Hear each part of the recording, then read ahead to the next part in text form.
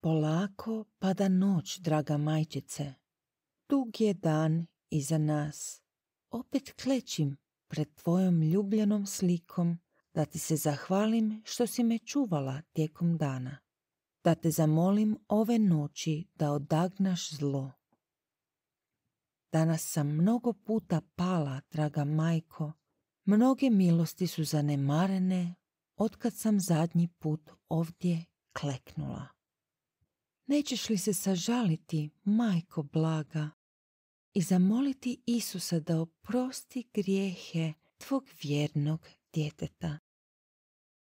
Idem se odmoriti jer dnevni posao je gotov. Njegovi sati i trenuci prolazili su jedan po jedan. Bog koji će mi suditi sve ih je zabilježio. On je izbrojao svaku milost. On je izbrojao svaki pad. Jedna kap njegove krvi, koja je za grešnike prolivena, dovoljna je da cijeli svijet očisti krivnje i zla.